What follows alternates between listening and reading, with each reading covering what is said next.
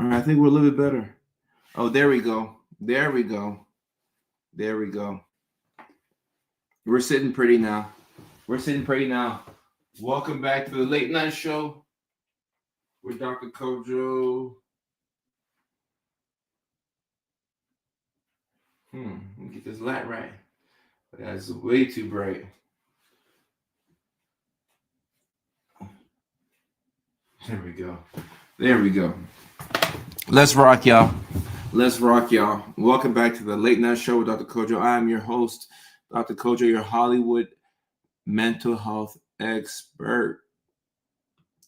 And we are streaming live in a couple different places. We're streaming live on Facebook, LinkedIn, both my YouTube pages, Twitch, TikTok. How are y'all doing? Use the comment section to let me know what your name is and where you're checking in from. Kelly Lee McGregor. How are you?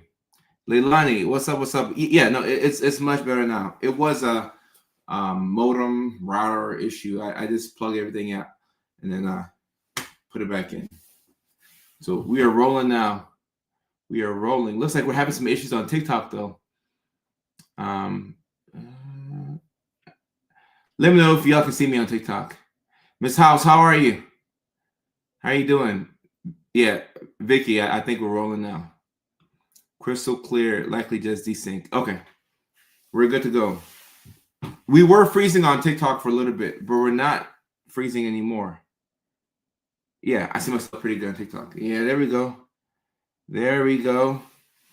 Someone on TikTok says, thanks because of your content. I talked to my doctor and now you were diagnosed with autism, not just ADHD. Welcome to the family. Who's this? AG Mama and Mini 86. Welcome to the neurodivergent family. We're happy to have you. Cassandra, I appreciate you. Thank you. Y'all are far too kind. We have love from the UK, New Mexico in the house, Kern, California in the house. Jacqueline, how are you? People checking in from all over. We have an international audience. We have folks checking in from Australia. We'll have people popping from New Zealand and England, and Scotland, people from all over the globe. Newfoundland, Canada. I bet you didn't know that I know how to pronounce that. Yeah, I do.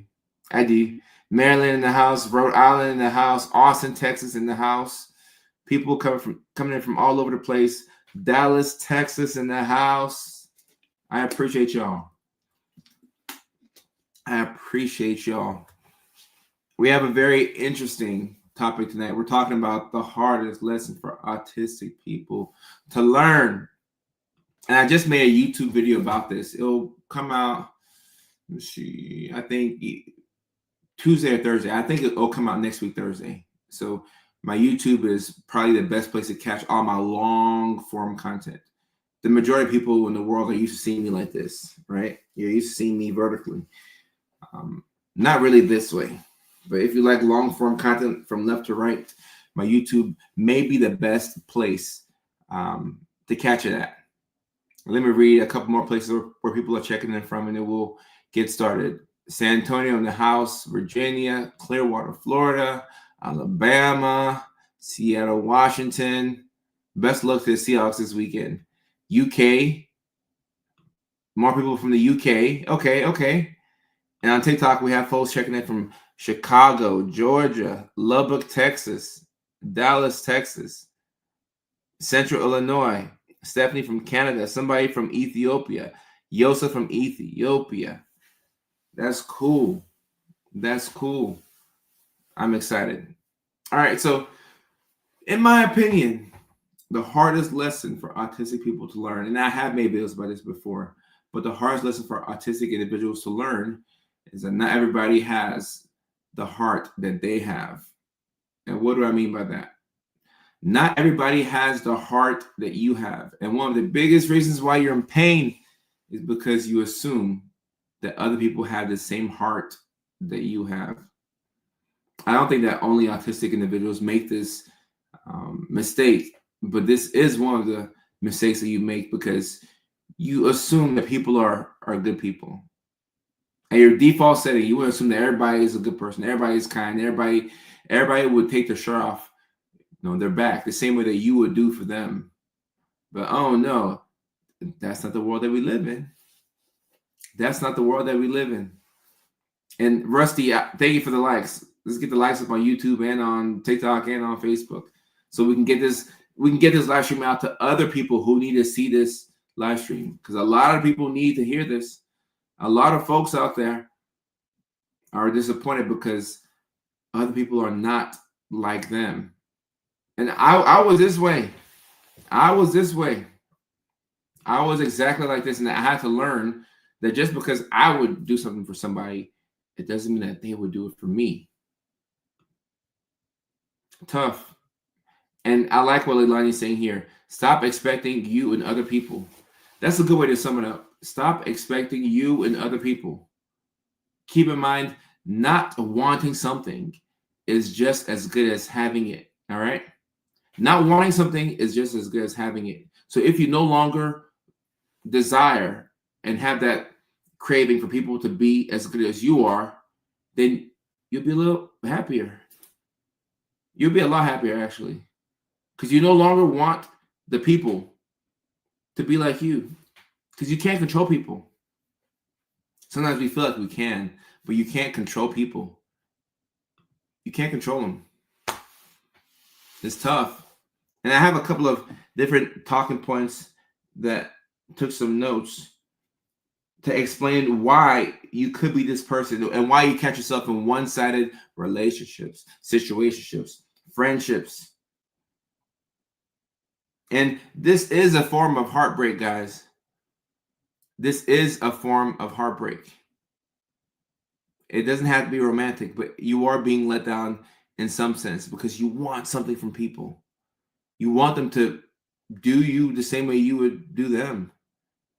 And as long as you want that, yeah, you could be a little sad. You could be a little sad. I got 3 talking points on this. Ooh, I like this right here. I like this. Always trust everyone to be themselves, but trust in the fact that you can see them well. Love this show right here. Love this show. I like that. All right. Now, this first talking point right here, to seek people,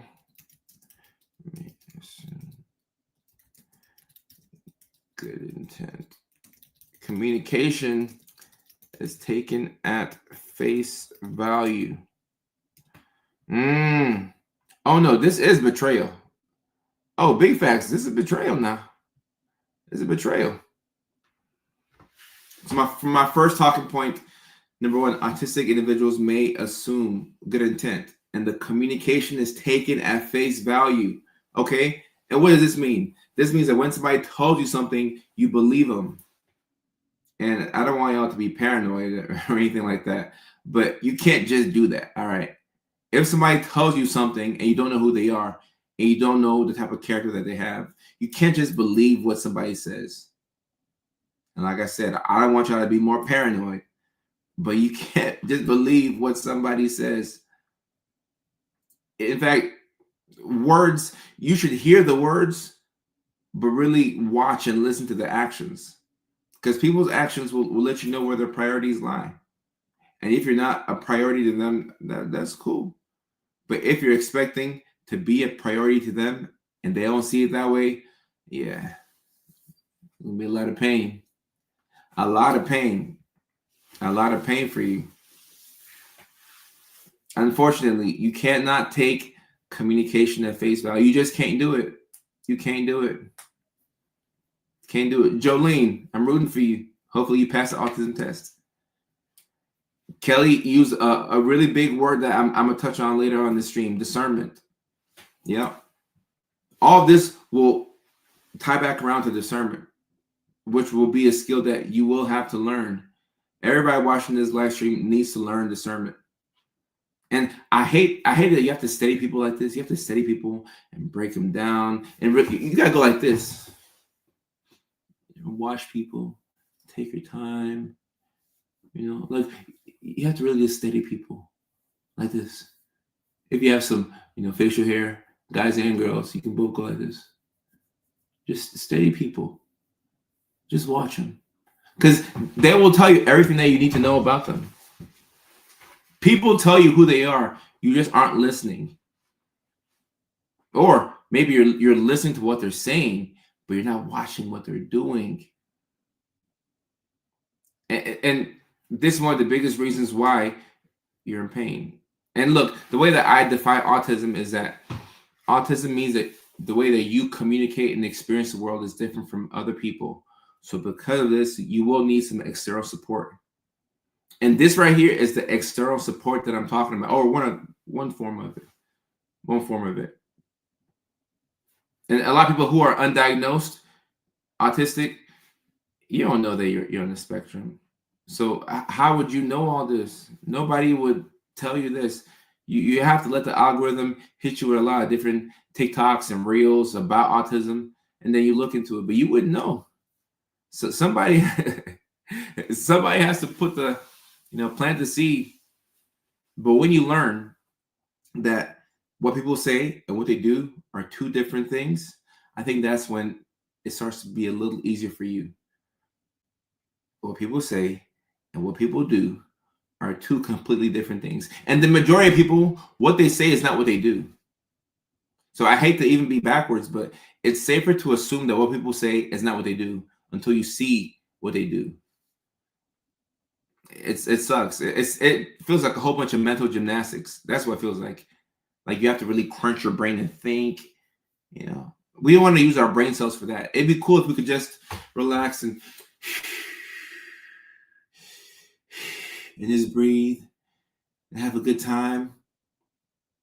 But we have to use our valuable brain cells to figure out where we stand with people, because nothing is worse than realizing that somebody is more to you than you are to them. If that makes sense. It sucks. It really sucks.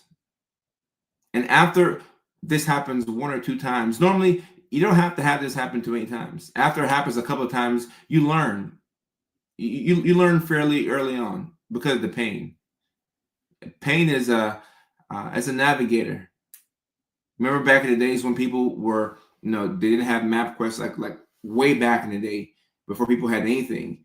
Like centuries ago, people would use like the little compass or whatever, and it'll tell them where to go. That's what pain is. It kind of points you in the direction that you should go towards. Okay, all right.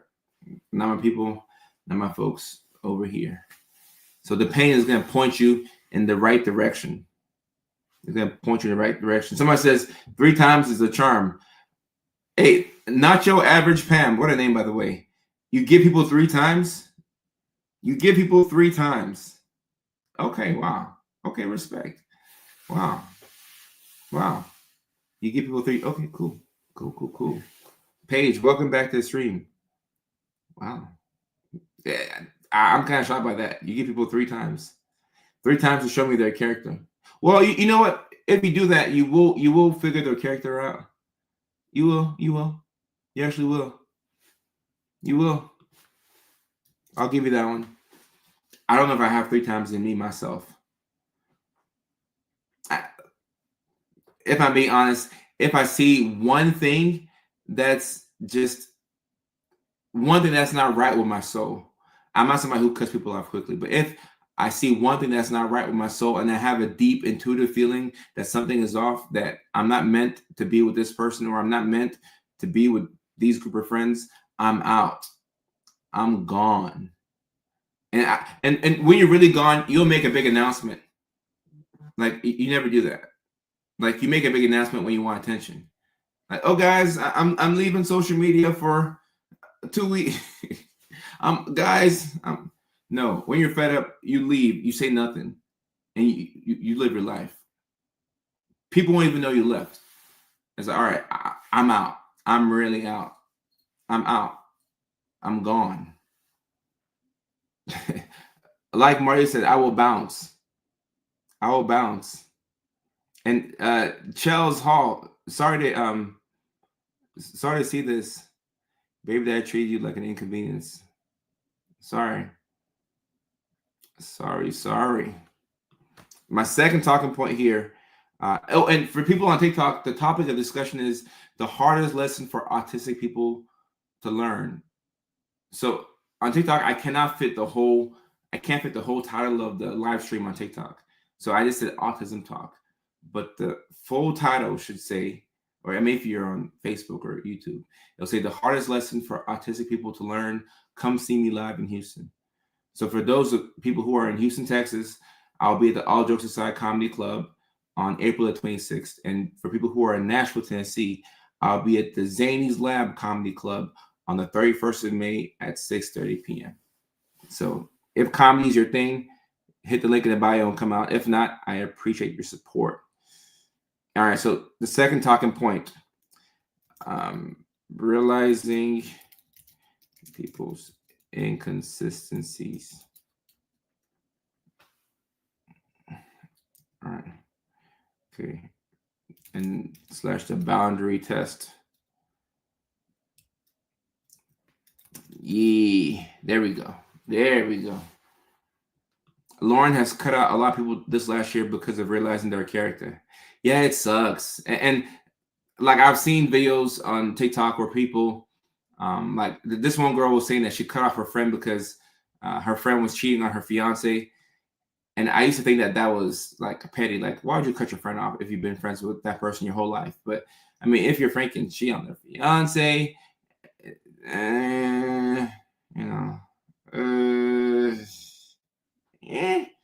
you know, you may want to reevaluate that friendship,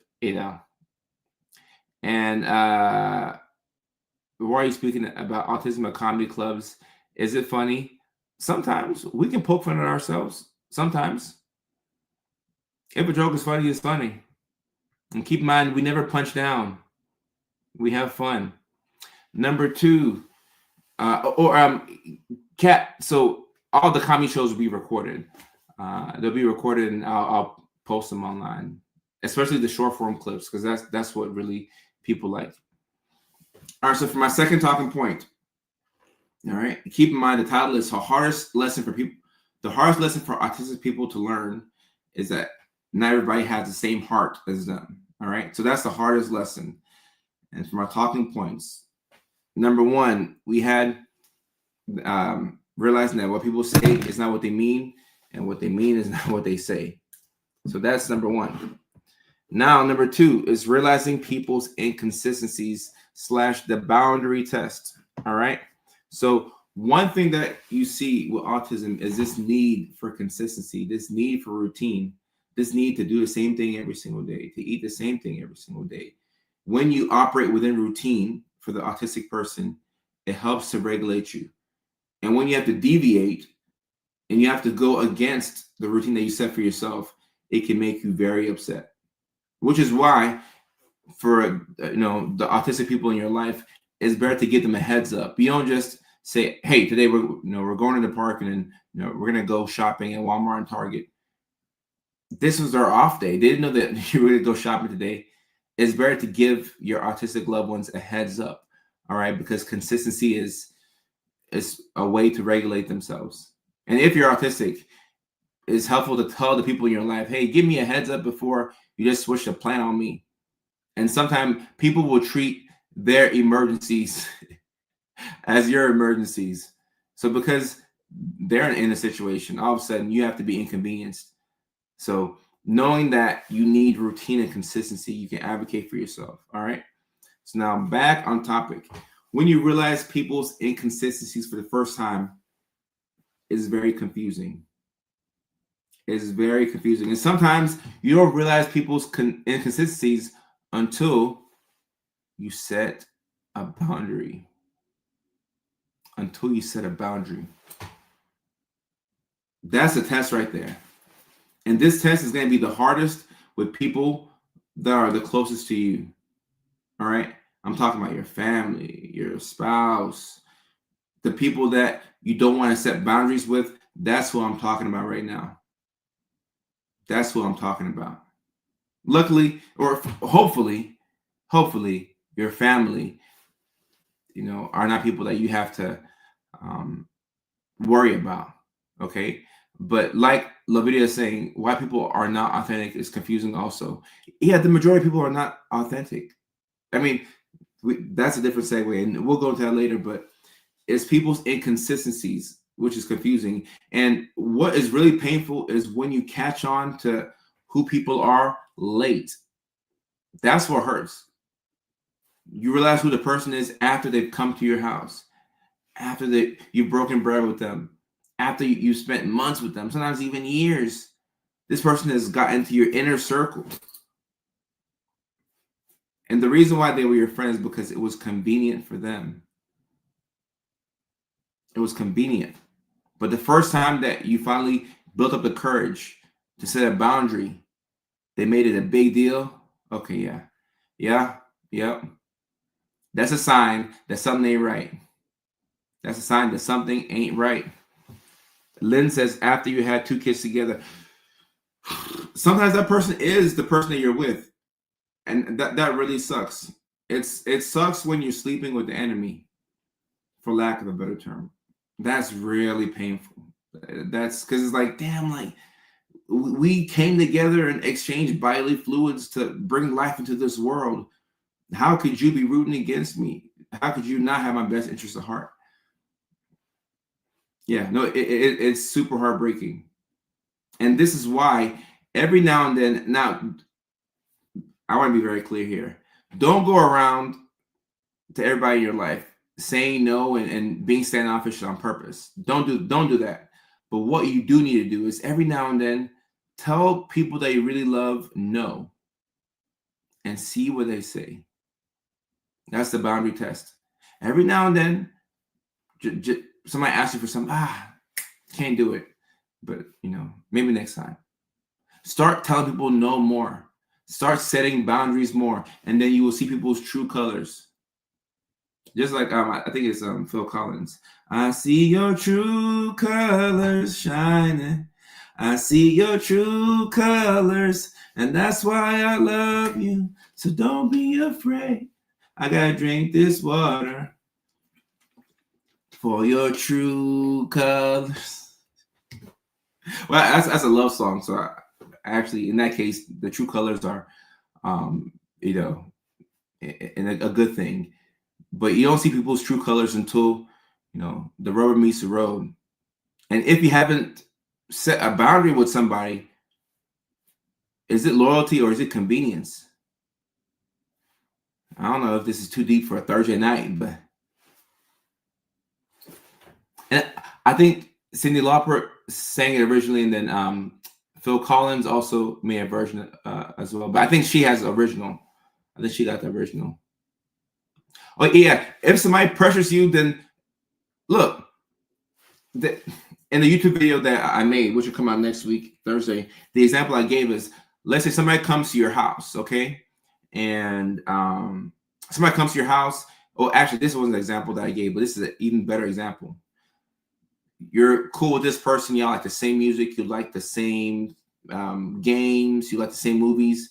They're a friend. You met them at work, and now y'all become like, y'all bonded.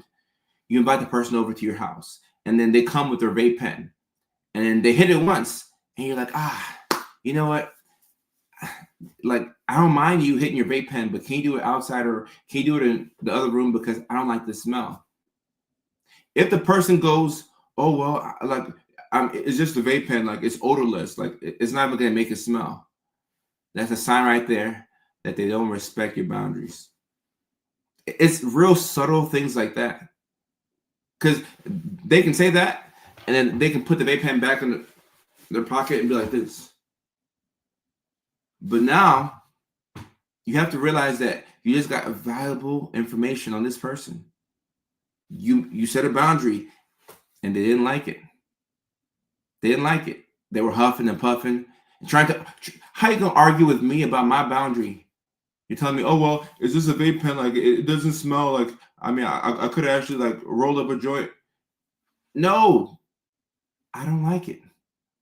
When you catch yourself explaining your when you catch yourself explaining your boundary for the second and fourth and then sixth and eighth time.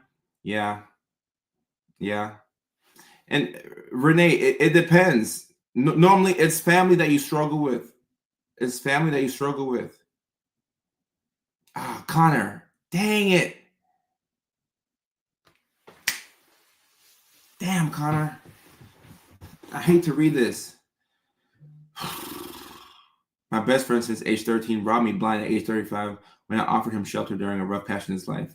The road to hell is paved with our good intentions. Unfortunately, that's true. Connor, it sucks.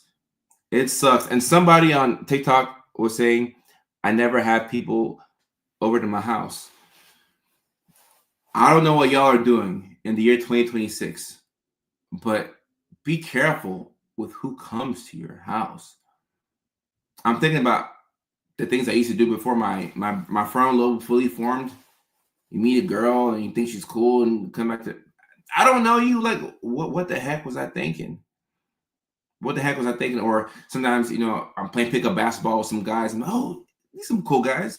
Hey, come over to the crib. Let's watch football and eat wings. These are strangers that you're bringing into your house. These are strangers. You can't just be bringing people into your house. You just can't. But look, if y'all are social butterflies and y'all like bring people to your house, don't switch up anything you're doing. I'm just saying, I don't want to go too dark, but normally when people are robbed by somebody, it's by somebody who knows the whole layout of your house. They know where the money is at. They know where you and your spouse's bedroom is at. They know where the kids sleep. It really be your own people. Unfortunately, you don't get too paranoid here, but just understand that, we should exercise some judgment when it comes to bringing people over to our house. Just be very careful. Very, very, very careful. I am so close. Like, people rarely come over now. I'm like, people just rarely come over. Yeah. They know where the money is at. They know where your medications are at. You come home, somebody took all your Adderall, and now you can't focus on work.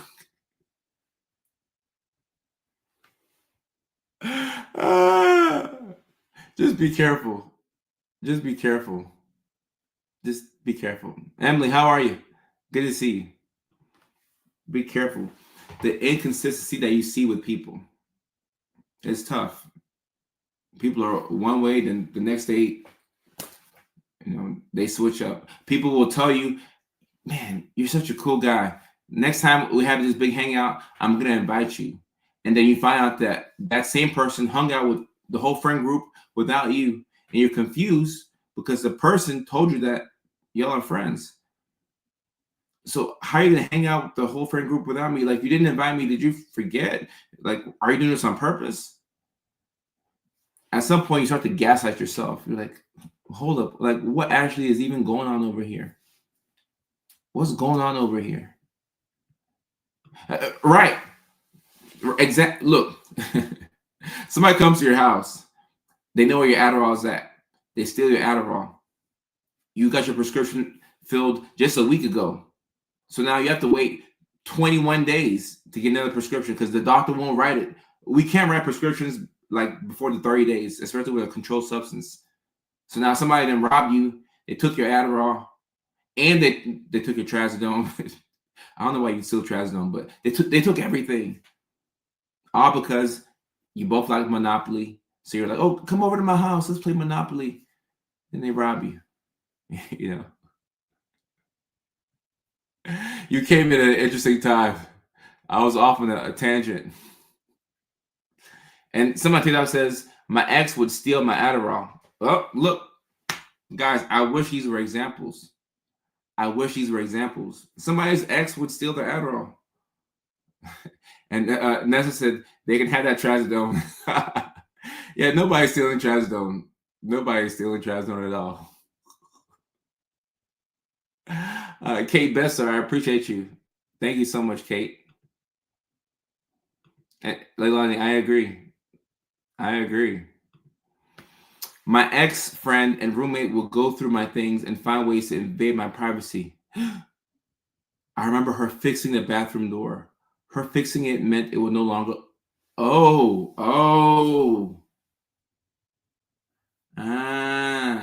I moved ASAP.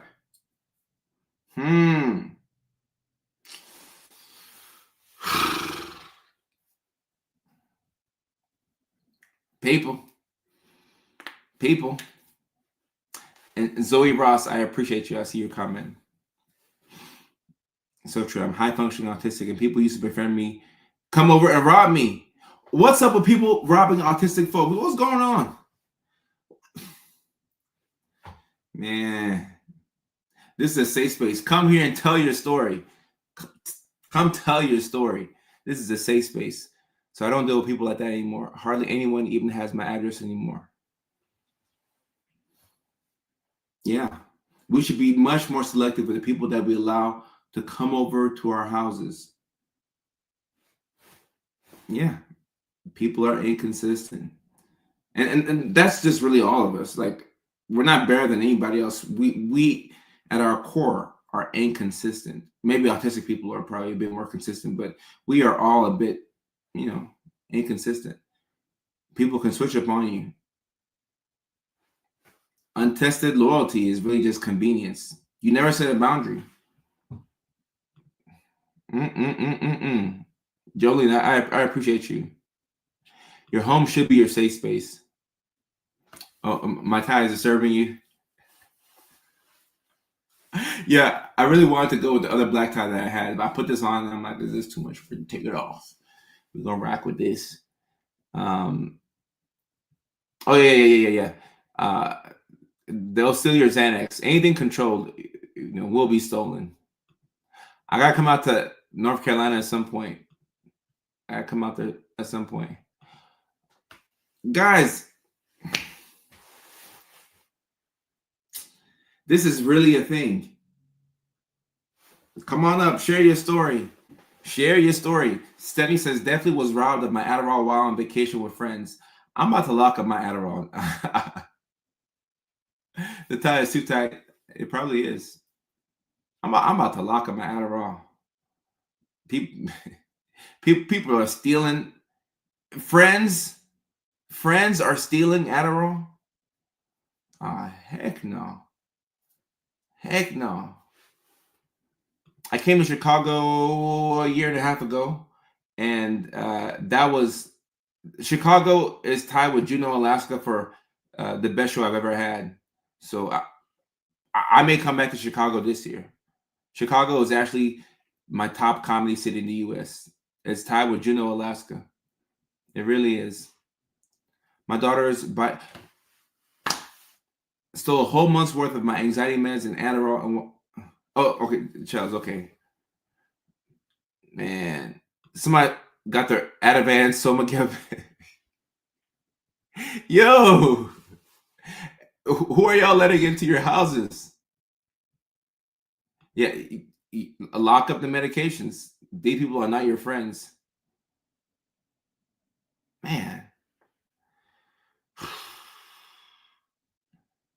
Do not let people just come over to your house. And the thing is, these medications have high potential for abuse. But y'all know, because y'all take them. These are very important medications. Like, I always travel with my Adderall. Like, these are very important not that some are not important, but these are very important medications. And people steal them so that they can sell them. Ridiculous.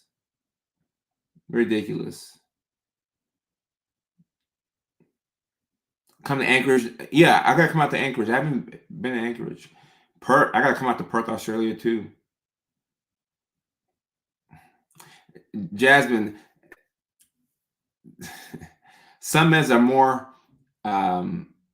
stealable than others, and this is one of them. It really sucks, But on a serious note, we have to be very careful with who we allow into our lives. Stace on TikTok is saying, "Best friend made me get a loan." Saying, Stace, nobody can make you do anything. They coerced you into getting a loan. Best friend made me get a loan, saying he'd pay it to crash the car and buy a new one, but not pay me. What?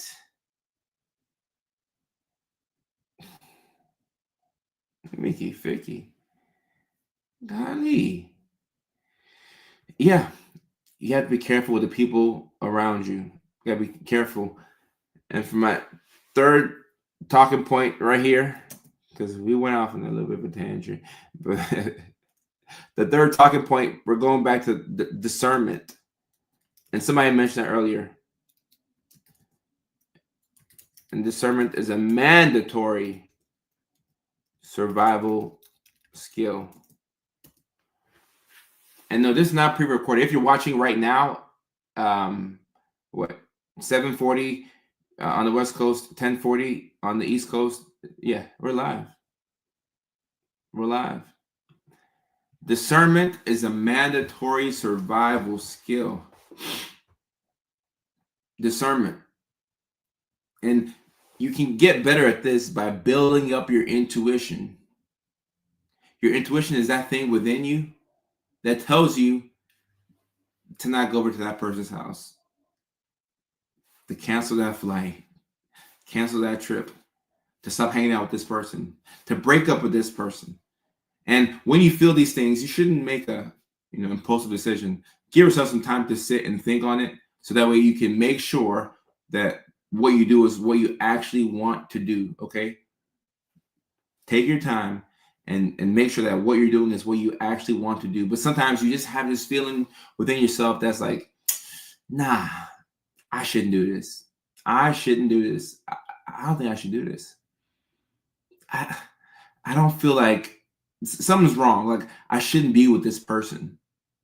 That one can get a bit tricky too, especially if you're dating them, because you're like, I've already put so much work and so much investment into this relationship, and like dating my family. I know their family, but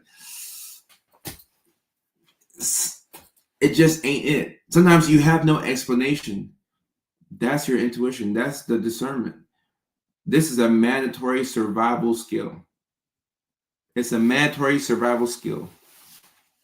And what happens when you are not good at this skill is that you become guarded, paranoid, cynical. Because if you can't discern and figure out, who the high character individuals are, you'll just close off everybody. Because it's just easier to be like, you know what? I'm gonna hang out with none of y'all, and I'm just gonna be at home by myself and have fun. I'm just gonna be at home. And a lot of us are pretty good at being at home by ourselves. Unfortunately, we need people. We need people. We need people. I believe that people have ulterior motives if they start to get friendly with me, been burnt. Right. This is exactly what I was talking about. After you've been burnt far too many times, you start to question everything. Why is this person being nice to me? Who is it that they want to get to through me? What is it that they want from me?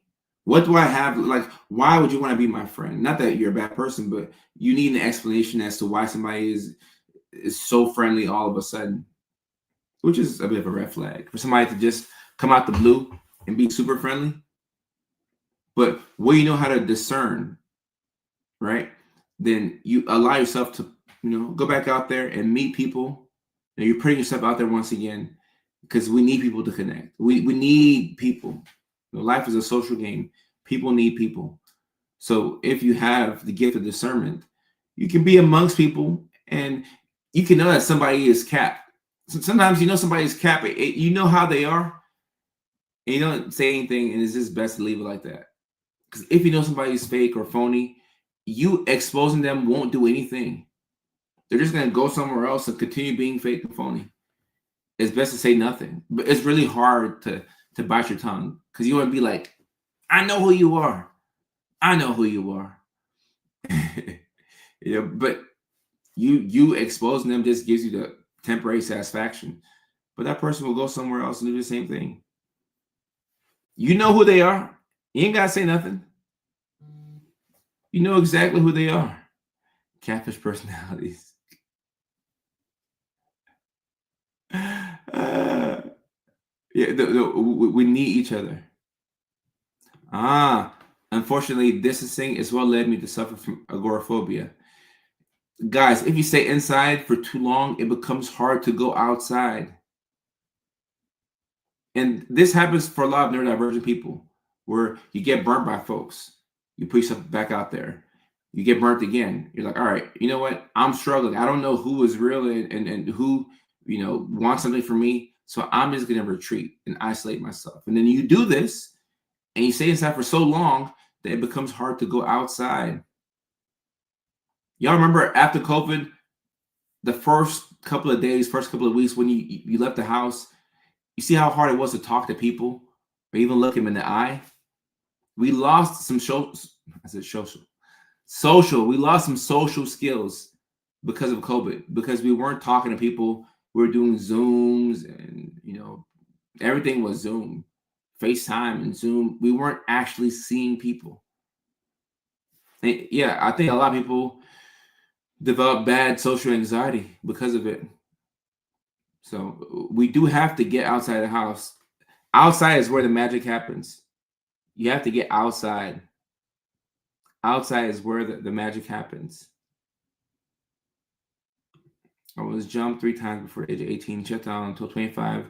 When our family got spiked. Dang it. Jumped to 4. Ooh. Yeah, John, sorry for your experience. Sorry. And when you gain the ability to reframe things, then you can say, okay, what happened to me was awful, but now I'm going to use this experience to put myself in a better position. And when you look at the common denominator between all the people that did you wrong, you'll see a couple of things that will tip you for the future. So that way, when you see those traits in other people, you know to run far away, to go far, far away. I can't hang with you. I can't hang with you. I still work remote, and now my social skills are worse than when I worked in person.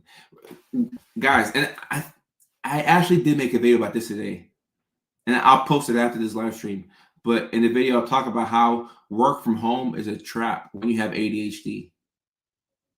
Because when you have ADHD, you'll be working from home like this. You'll be professional like this. You'll be in the Zoom meeting, every now and then you'll talk and say, I really agree with that. Yes, yeah. But then you stand up, you won't have no pants on. Obviously, I got pants on because I'm not finna, come here with no pants on. Don't want to scare y'all. But you'll be on a Zoom call with boxers, shorts, something you wear at home, pajama pants. Like you don't wake up and get your day started like the same way everybody else does. You may not even take a shower, brush your teeth, and nobody even gets this dressed up for work from home. Like we all have that one friend who works from home, and we have no idea what that person does. But they're all over the place. They're at the park one day, the next day it'll be a Wednesday at 10:40 a.m. They'll just be hanging out, just walking in the neighborhood, doing nothing. Work from home can be a trap. And then you lose track of time too. You don't know if it's 3 p.m. or if it's 9 a.m. Like you have no idea what's going on. And then you see that it's time for the Zoom meeting, and you quickly hop back on. You're like, okay, make sure that the camera is positioned high so that way, they can't see the fact that you're not wearing anything underneath. Thank you for telling the truth. Some people don't even have pants on. Some folks have no pants on. You better hope that the laptop doesn't trip.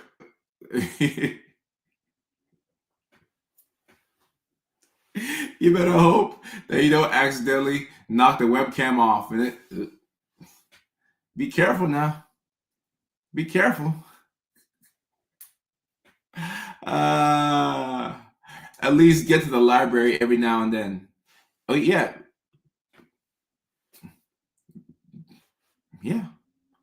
I'm sure a lot of people do this. Now, I've never done I always wear at least shorts because I'm paranoid that something could happen. Like if I have my scrub tops and like let's say I'm seeing a patient, can't have my scrubs on, I can wear this, but I gotta wear at least shorts at the bottom because if the webcam get knocked off, and like you're just down here all free willy, it's not very professional, not good at all. Not good at all. Aaron is not good at all. And Nessa says, if I don't dress up, I'll be lazy and not perform as well. So I act like I'm going in person. That's what I would do if I were working from home. Yep. I would dress up just like this. And that way, like, you feel like you're supposed to be at the office. Oh, yeah. I don't want y'all to see my free willy now. No free willy. It's Willie cost.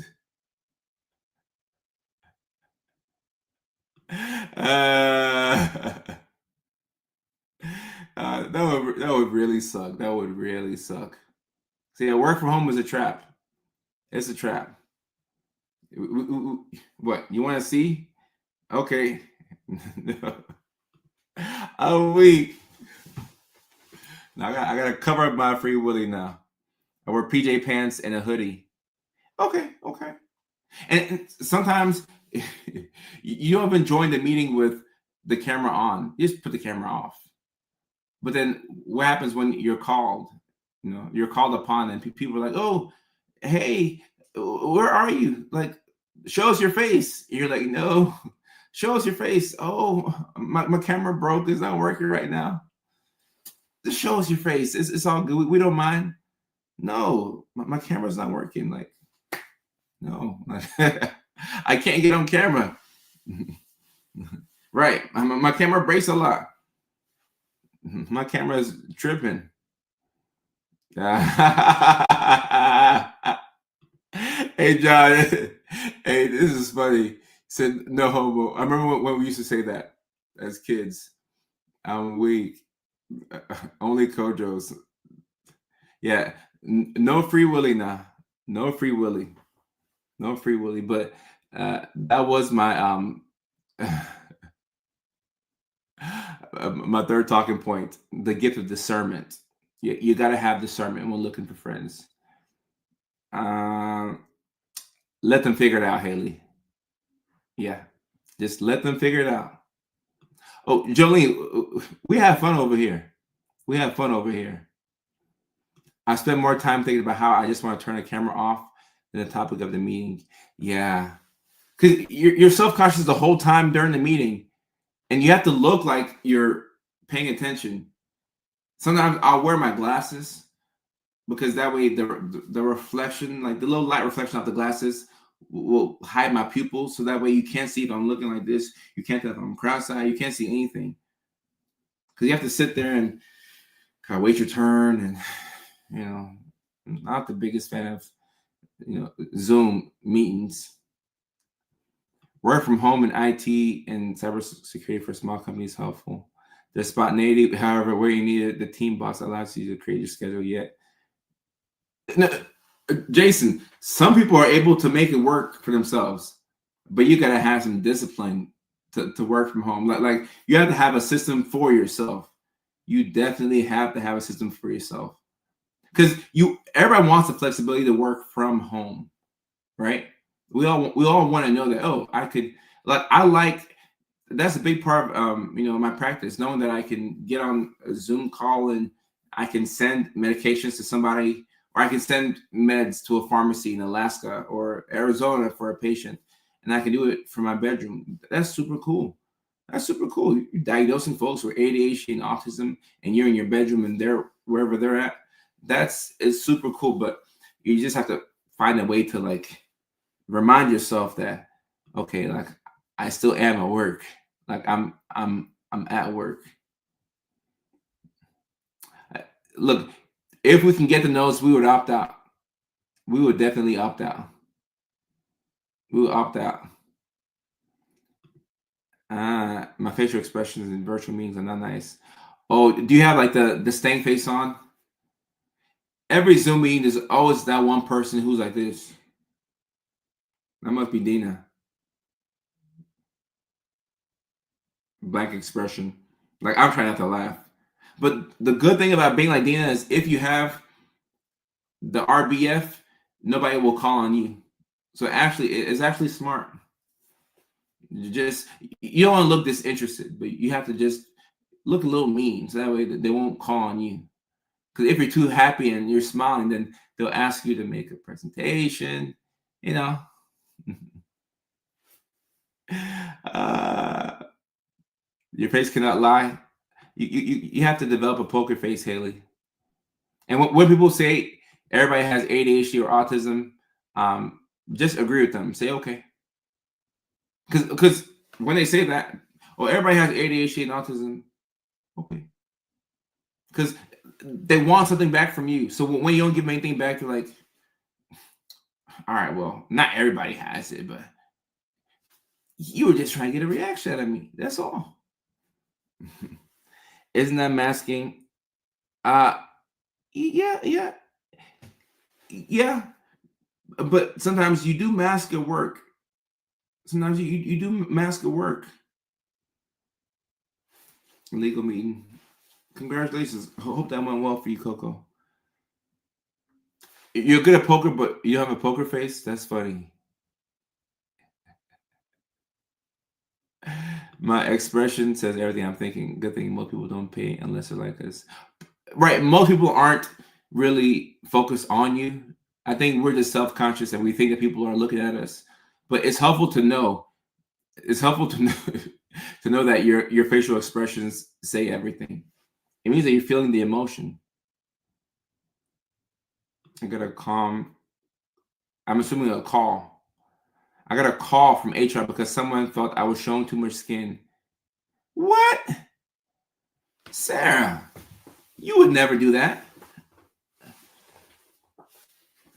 They felt as if you were showing too much skin. Now I keep a cardigan to throw on for calls. But why was this person?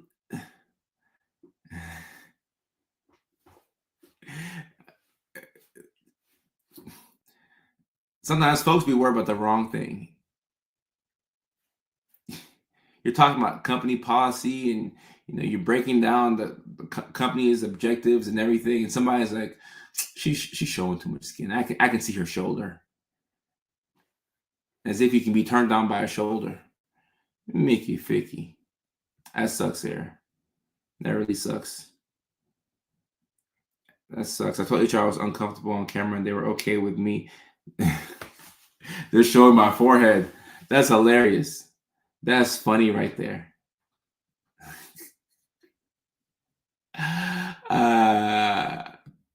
Yeah, after the Zoom call ends, you have relief. You're like, I don't think anybody likes those calls.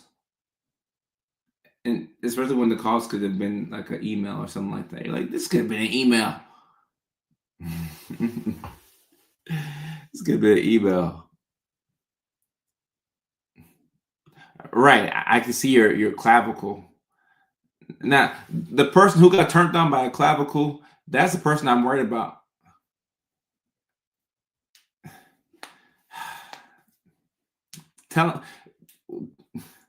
Contacting HR. Like, just imagine that call.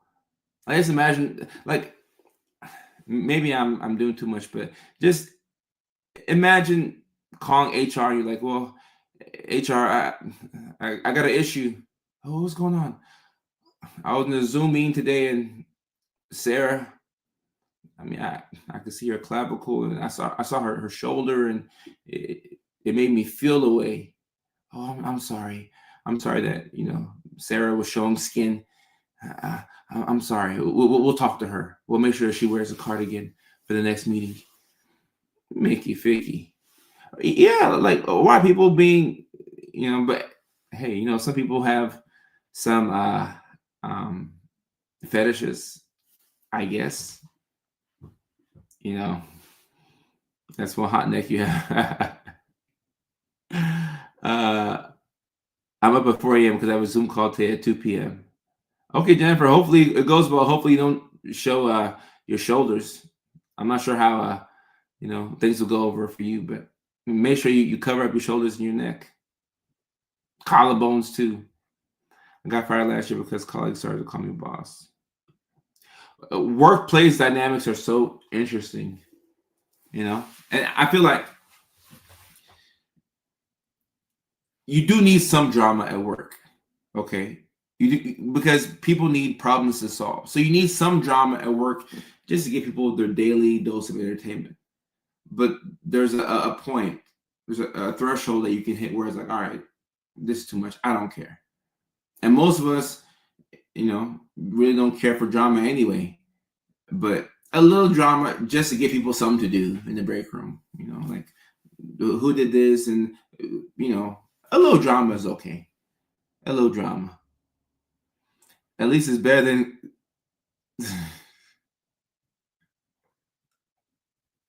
I've actually I've been on Zoom calls where you know nips have been you could see them, and the worst thing about that is that it becomes the elephant in the room.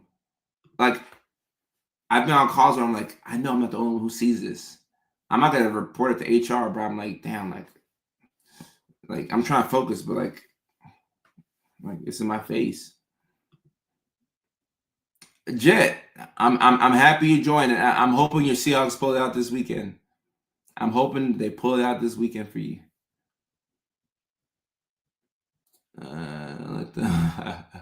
Yeah, it's hard to look away when, I mean, like I'm like I don't want to look, because you don't feel like a creep. Like as guys, anything to not feel like a creep. But it's like if, and I don't know.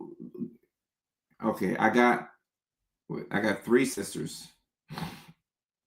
I got a mom. I got aunties. I've dated a lot of women, but I just don't know why. Like maybe women, y'all can help me out here, ladies. But like how you can wear something and we can still see the nips. I don't know. I don't know if that's intentional or, but I've been in calls where I see it and I'm like, okay, I'm trying to focus. I'm trying to focus.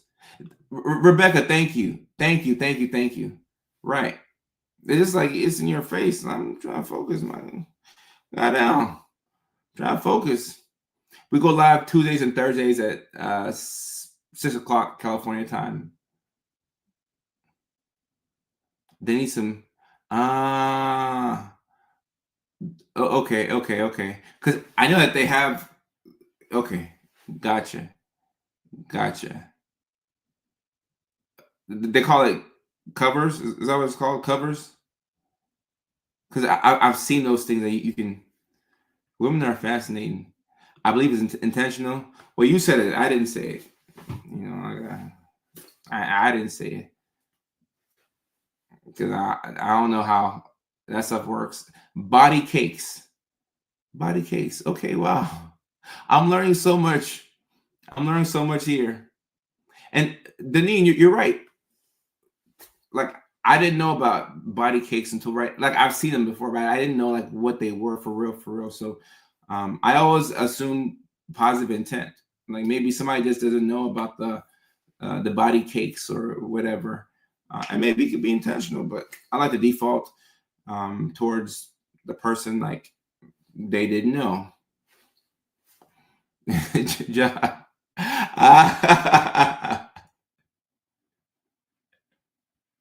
This is a corny joke, man. It's so funny. Ah, that's funny. That's funny. That's funny. Jasmine, I was talking about like no, not the actual nips, like showing through the shirts. Like when it shows through the shirts, and you're like, like like you see it, but you can't say anything. You're like, you know. Like guys' faces are so hilarious when that happens because, like, well, any decent guy is not gonna say anything. Like we just mind our business and go about our day, but our faces are funny. We're looking everywhere but direct. We're like, the weather sure is nice today. Okay. uh, Livia, they could know. I don't know. They could know.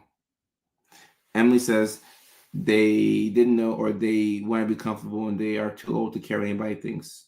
Okay. Thank you for the heart on TikTok, by the way. And what's a body? Yeah, so not everybody knows what body cakes are. Like I just learned the name today. That's a funny name, a body cake. Interesting, a body cake. Um, okay, okay. And Deborah says, um, I wear proper clothing, but I will not go out of my way to add adhesive or uncomfortable layers. Mine are prominent. So, look, that's something that you have to think about. Because I am a guy, so I've never worn body cakes. I don't know how. Like, I don't know what it feels like, but a lot of people in this community have sensory needs. So putting plastic up against your body, I don't know how that feels. Maybe it's uncomfortable. If it's uncomfortable and like when we go through our day, right? You're not thinking about the fact that oh, my hand is heavy or like I have feet. You only think about something when you have a cut on your hand, like I can really feel this cut in my hand. So having to be mindful of a body part because there's plastic sticking to your skin, or I would imagine that that's the case. Um, and there's some people who don't know what body cakes are. Okay, mine could cut glass in water. That's hilarious. And makeup by Farrah. Oh, this is an ADHD tangent for sure. What are we supposed to do? It's cold, which is why I said I can't just assume that it's being done on purpose. Thank you for the galaxy thing. You know, because you just never know. I'm sure there's some people who do it intentionally, but and Leilani, I have no idea how we got here. I have no idea how we got here. Like Scotch tape, that's funny. All right, let me see. So we're at that 1 hour mark. All right, so Leilani, I'll hang on for 10 more minutes, and let's just do some random Q&A. Someone said, "Could that be a woman's right statement too?" I don't know. I'll let the women decide. Like, I'll let them decide. But I do appreciate learning about body cakes. And Elizabeth, I appreciate that. Thank you. Those galaxies are $15. Oh, to the person on TikTok who sent me the $15, thank you so much. I gotta be fresh for you. Thank you so much. Thank you so much. Yeah, let's do a Q&A. Do you think autism spectrum will be changed in DSM-6? Ooh.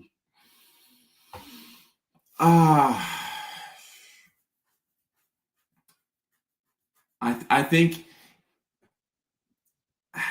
I feel like the criteria will be slightly expanded. I think if you ask me, because there's so much more to autism that what you see in the DSM-5. I think they'll expand it. I think that they will expand it. Anika, appreciate you. Appreciate you. What's going on? Fair. It's $26 in Australian dollars. 26 Australian dollars. Anika, thank you. Thank you. Thank you. Thank you. This is a good one right here. Will ADHD be added? As a form of diagnosis, I don't think that it will. I think that they'll just have, I think we'll recognize that people can have both more. Because clinicians used to not like diagnosing both at the same time. Because they're like, oh, well, it could be ADHD or it could be autism, and there is overlap. But I don't think that they're going to add ADHD. I don't think so. Let me see. Your videos show me I wasn't the only one who dealt with things. Oh yeah, no, Andrew, it's a relief to know that you're not the only one. Because then you're like, damn, like I'm the only autistic person. I'm the only one with ADHD. Same for a lot of other DSM. Meaning, like the criteria be expanded. Start a home daycare. Oh, okay. Interesting. Yeah, no. Any questions that Anika has will definitely be answered. She sent 26 Australian dollars. Oh yeah. I'm keeping an eye out for Anika's questions. I'm keeping an eye out. Baby, I don't want to know. Expand criteria, more specific. I do think that's how autism will be. Anyone want to give me advice on how to communicate to people without sounding like a know-it-all just because you get excited? Compared to the do you know what campaign this is in Polo Express? I think I think you can keep your excitement, but you could probably slow down the pace with which you talk.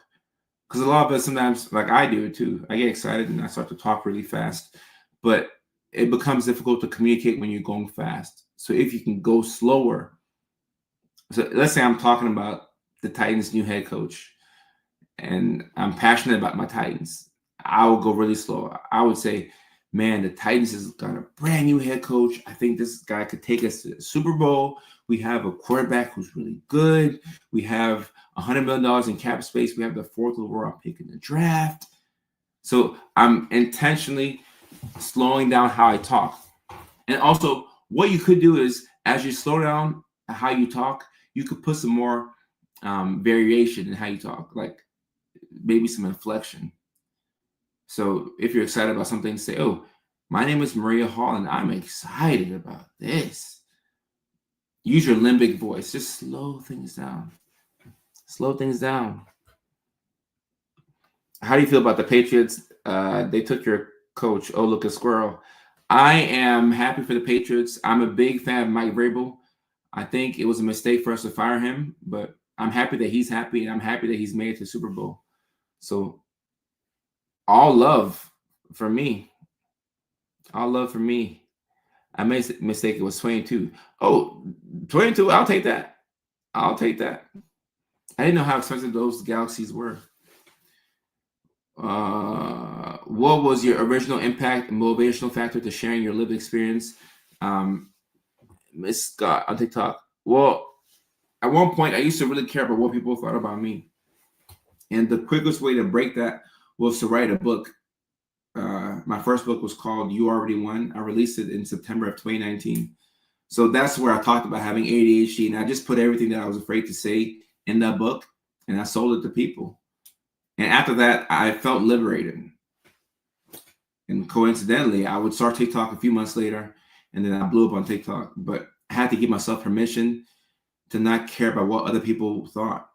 So I started sharing my lived experiences, and I think that that's what separates me from other people in my area of the internet. Because most healthcare professionals will, they'll say, "Oh, this is what to look out for." But like for me, like I'll say, like, "Hey, this is what I do." I can also tell you what to look out for, but I'll tell you, how things have been like for me. Okay, Maria, you got this. You got this. All right, I'm trying to catch as many questions as possible. What's the best way to come out of burnout? I was laid off about a year ago. Then my whole friend group also blew up within the same time due to setting boundaries. Okay, so with burnout, a strict bedtime and also a set time on when to wake up. You want to give yourself some routine, and then you want to give yourself grace. Talk to yourself in a very kind way, and then do your best to figure out what you want to do. Because a lot of times burnout comes from working very hard on the wrong things. So figure out what you want to do and direct your energy towards that. And if you have to work a job to fund what you have to do, then compartmentalize. Understand that you're working a job, but not that that's your future at that trucking company or whatever, but you're working that job to get some money to pour into what you actually want to do. But routine and prioritization will save you. It will save you. I have my first online appointment with my first new psychiatrist in a while tomorrow. Any overall general advice on how to make the best initial impression? I would say the things that you're most afraid to talk about, write it out on a piece of paper. So that way, when the appointment starts, you know how to articulate yourself. Because I get why you want to make a good initial impression. Because during this appointment, everything that you do will be judged. They will be looking at how you sit. Are you slumped over? Are you sitting up straight? They will look at your face. Like, does your facial expression match what you're saying? If you're saying, "I'm so happy right now," those two things aren't congruent. You're saying that you're happy, but then you have a flat affect. So your psychiatrist will be looking for a lot of different things, and just be as relaxed as possible. But write out the things that you're most afraid to talk about, so that way you can articulate yourself really well when it's time. Did you get an itch, or was that an uncomfortable thing? I'm not sure what I did, but if it was weird, then it's probably something I do a lot. Let's see. My doctor is forcing me to try Wellbutrin first. Depression is from ADHD. Yeah, Rosella, this is something that a lot of clinicians do because, you know, sometimes they're afraid that people are going to sell the ADHD meds, and it varies from provider to provider. A lot of providers are like, no stimulants ever, which is kind of dumb when you're treating ADHD, because that's how you treat ADHD. But I mean, out of the non-stimulants, I would say Wellbutrin is one of the better ones in my opinion. Oh, I forgot. TikTok doesn't like when I talk about meds. My bad. My bad, TikTok. The TikTok gods. My bad.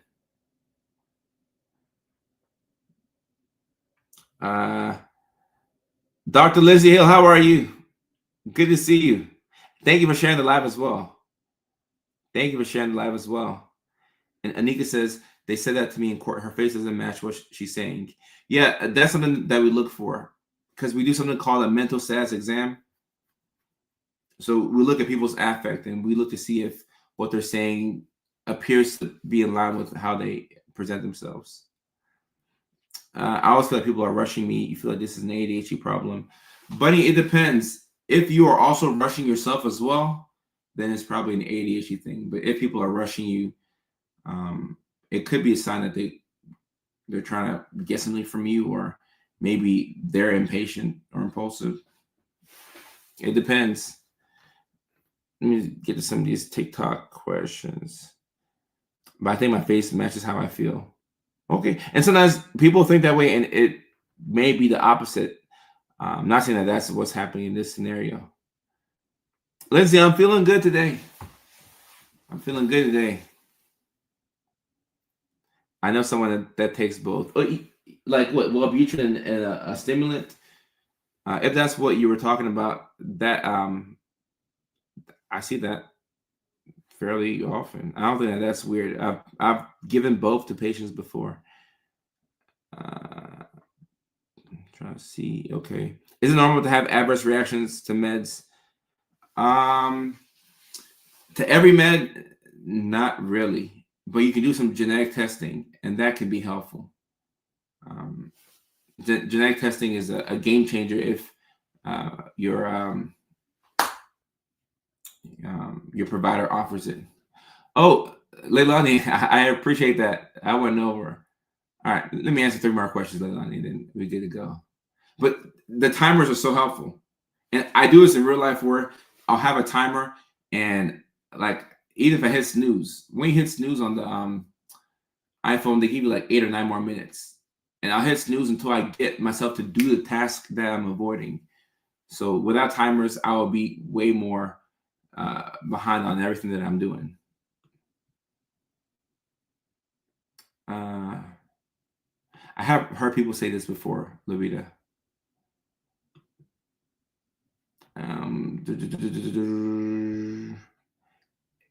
Let me get 3 questions. Hopefully they let me talk about this, but supplements that I like, creatine. I take creatine every day. L-theanine, magnesium,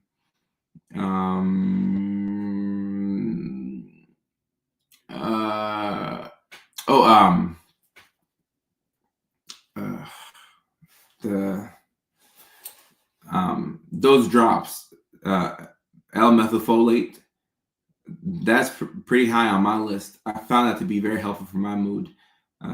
So methylated vitamins, I think it's a cheat code. But L-methylfolate, I think I forgot to take it today. I'll probably take it after the live stream. But that, creatine, water, don't forget your water. Sometimes just hydrating will fix a lot of your problems. I can't think of anything else that I take. I think I take zinc gummies as well. Yeah, zinc gummies. I'm getting older and older. That's how I know I'm getting too old. I'm taking all these supplements.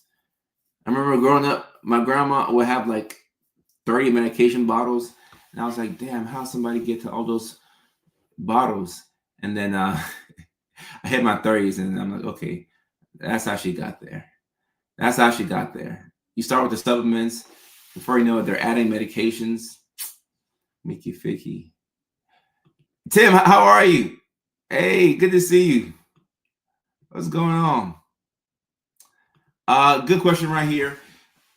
Your provider has to offer it. Certain people do it. And it doesn't help you. Does it help if we know? Ah, I mean that could help, but the genetic testing, um, and also it tests for the MTHFR gene mutation as well. So it's more so to test for that, and also to see what medications would work better for you. I think if you can get it, by all means, do it. Definitely do it. If you can get it, do it. Organic nettle tea has been good. Okay. And someone on TikTok says no L-methylfolate. I mean, I've made videos about this on my TikTok page. So that's the main product that I promote on my TikTok page. So you can get it off the TikTok shop. For those people watching on Facebook, I'm not sure how you get it, but you can get it off the TikTok shop. Now I use it every day. That one and the creatine, I use it every single day. Can you tell me what vitamin you take that makes you so handsome? My parents had sex at the right time. That's how I became so handsome. And wearing Invisalign 3 times. All right. Okay, let me find one last question. And then all right.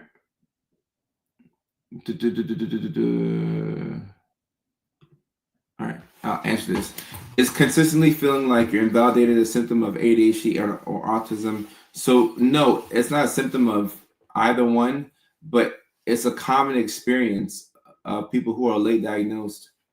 So it's really for women too. You go to the office and you tell them, like when you go for an appointment with a psychiatrist, the average one, they're not looking for autism, okay? And sometimes they're barely looking for ADHD. So if you have one or both of those, you'll probably be misdiagnosed with depression or bipolar, or if they're feeling froggy, they may give you a personality disorder, but you're gonna feel as if you're invalidated because they were never looking for that diagnosis anyway.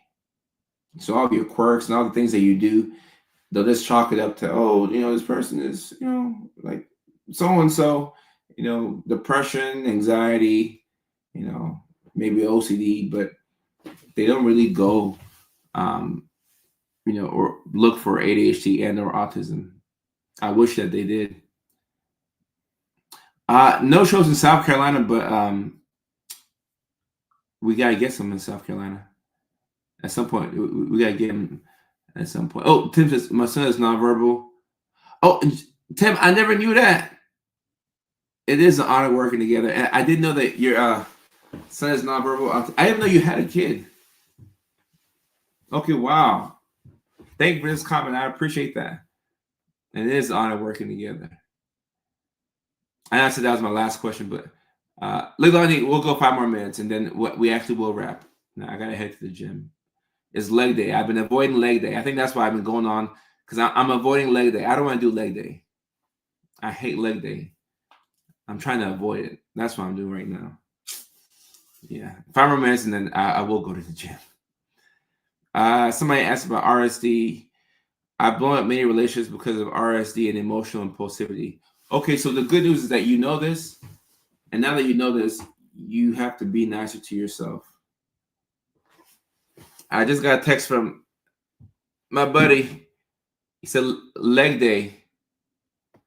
That's crazy. That is crazy. Hey, Rob, you know what's crazy? I'm on the live stream right now, and I was telling them that I was avoiding leg day, so I gotta go. And then you text me leg day. I'll be at the gym in like 15, 20, and I'll send you my accountability photo. Leg day, I'm trying to avoid it, but I don't want to look like Johnny Bravo. So, but yeah, if you know that you have RSD and you blow up relationships because of this, don't judge yourself. But the next time you experience big emotions in a relationship, do nothing. Just do nothing. Sometimes doing nothing goes a long way. Just don't do anything. Don't break up with them. Don't buy them a great gift. Just do nothing. So many times in the past, I wish I could have just done nothing instead of, tweaking or something. We gotta do nothing.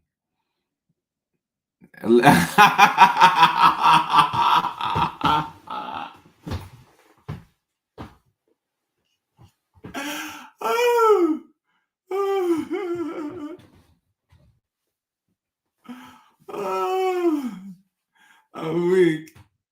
Legs do help to make you picky. I'm weak. I'm weak. No, Leilani, that is a sign. We have like 3.5 more minutes left. Yeah, you're right. And I do need the timer from Leilani. I definitely do need it. But legs do help to make you picky now. That's hilarious. That's hilarious. Why does he look like Tay Diggs? I don't know, but I've gotten Michael Blackson at one point in my life, so I appreciate the Tay Diggs comparison.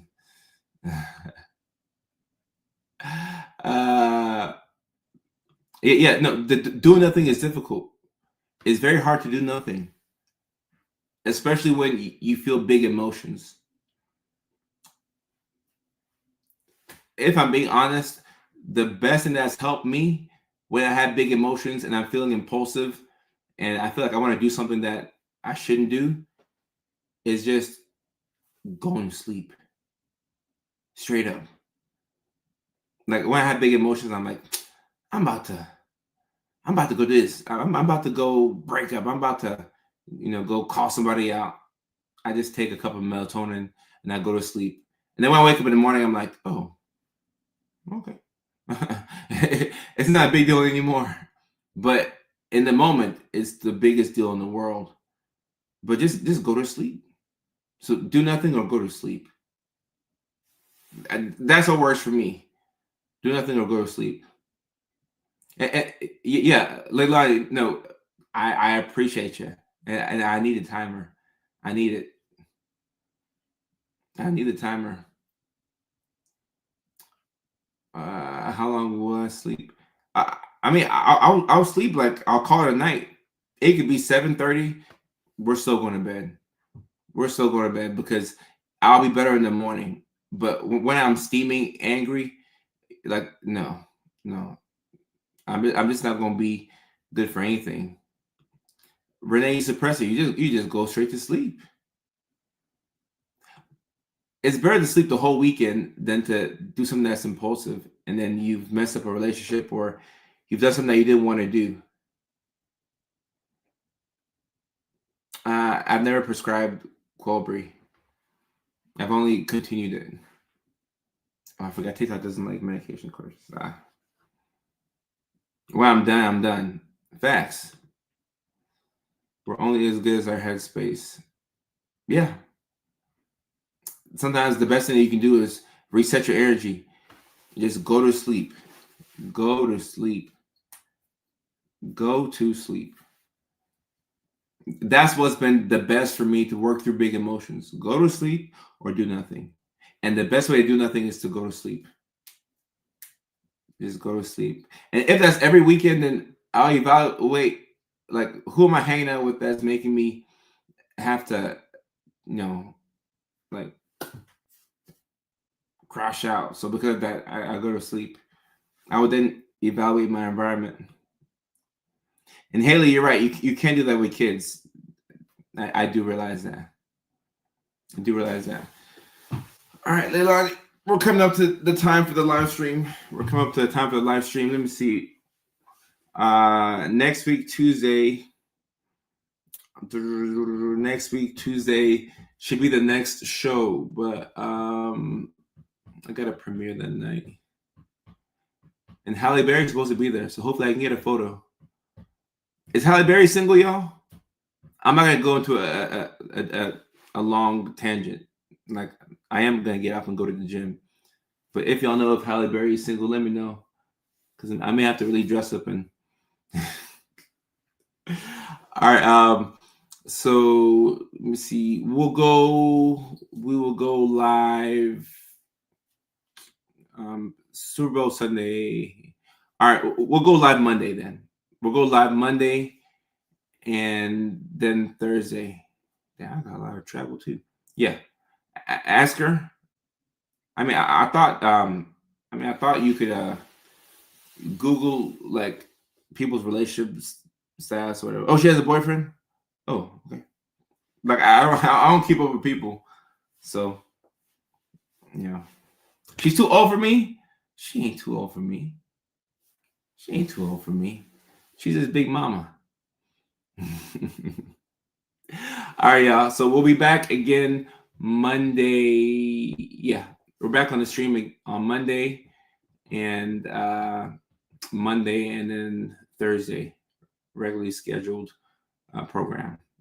So I will see y'all then, and until then, take care. I love y'all. Peace. And try to get some sleep as well. Try to get some sleep. I'll do my best after this leg workout.